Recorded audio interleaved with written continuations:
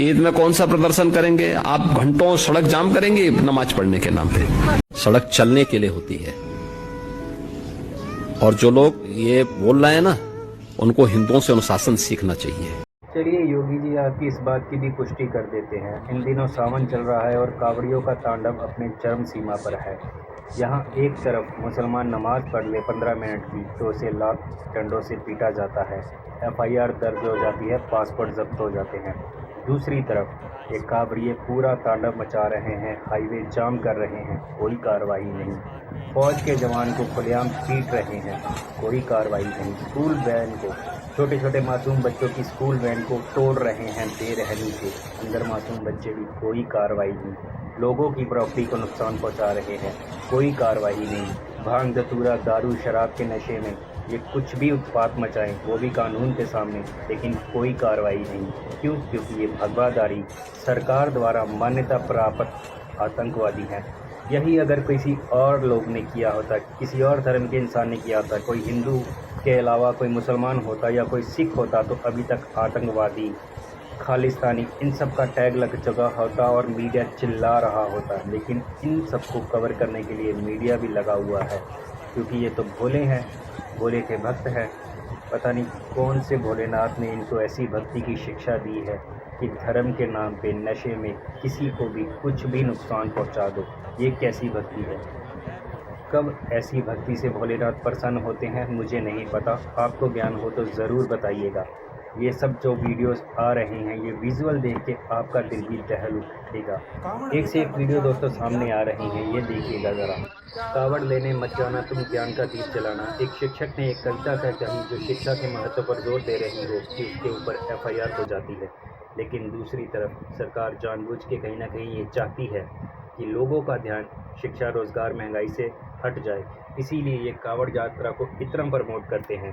आप कावड़ लेने जाओगे, आप पे फूल बरसाए जाएंगे, आप पे कोई कार्रवाई नहीं होगी, चाहे आप कोई भी उत्पात मचाएं, किसी की भी गाड़ियां तोड़ें, नुकसान करें, होटल ढाबा कुछ भी करें, मारपीट करें, लोगों को पीट पीट के अधमरा कर दें, आप पे कोई कार्रवाई नहीं होगी। लेकिन जब आप अपने हक की बात करने जाओगे, नौकरी मांगने जाओगे या कोई रोज़गार की बात करोगे, तो आपको भी उल्टा ऐसे ही पीटा जाएगा। ये एक सच्चाई है, चाहे तो आजमा के देख लीजिएगा। मेरी बातें बहुत कड़वी लगती हैं क्योंकि सच हमेशा कड़वा ही होता है। दोस्तों, मैं किसी भी धर्म के खिलाफ नहीं, लेकिन किसी भी धर्म की आड़ में ऐसे उत्पात मचाना, आम जनता को परेशान करना, देश की संपत्ति को नुकसान पहुंचाना, मैं इसके हक में बिल्कुल नहीं हूँ। जो भी संविधान के खिलाफ है, देश के कानून के खिलाफ है, उसके ऊपर कार्रवाई होनी चाहिए। फिर अगर वो चाहे भगवाधारी आतंकी हो, टोपीधारी या फिर पगड़ीधारी, किसी के भी ऊपर जो भी संविधान से बाहर जाएगा उसके ऊपर कार्रवाई होनी ही चाहिए। लेकिन अफसोस की बात है दोस्तों कि हमारे देश में एक नहीं दो कानून चल रहे हैं। एक कानून मुसलमानों के लिए, सिखों के लिए अलग, किसानों के लिए अलग, जब ये अपने हकों की बात करते हैं। लेकिन जब ये भगवाधारी कुछ भी करते हैं तो इन्हें बचाने के लिए पूरा मीडिया निकल आता है और सरकार इनकी आंखों के सामने, चाहे ये कोई भी उत्पात मचाएं, कोई भी गुनाह करें, इनके ऊपर कोई कार्रवाई नहीं होती। एक से एक वीडियो सामने आ रही हैं। तो इस दो तरफा कानून से मुझे परेशानी है कि एक तरफ कानून सबके लिए बराबर होना चाहिए, आप ये ढिंढोरा पीटते हो, लेकिन ऐसा होता नहीं। ज़मीनी हकीकत बहुत ही अलग है। आप खुद देखिए, सोचिए और समझिए। जय हिंद। दोस्तों, इस सच्चाई से कोई मुंह नहीं फेर सकता कि इन कावड़ ले जाने वालों में से 99% भटके हुए नशेड़ी बेरोजगार युवा ही हैं, और सरकार जानती है, तभी तो वो चाहती है कि ये लोग ऐसे ही भटके रहें।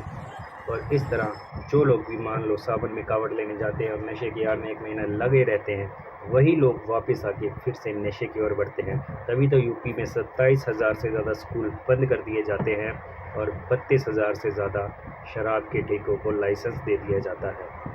सोचने वाली बात है दोस्तों। कभी भी कोई अध्यापक, साइंटिस्ट, डॉक्टर, पढ़ा लिखा बिजनेसमैन कभी भी इस तरह कावड़ लेने नहीं जाता। तो क्या भगवान भोलेनाथ उससे खुश नहीं होते? दोस्तों, हम धर्म के खिलाफ नहीं हैं, लेकिन धर्म की आड़ में इस तरह की गुंडागर्दी से हमें सख्त एतराज़ है। तो आप भी समझिए और अपना सहयोग दीजिए। जय हिंद।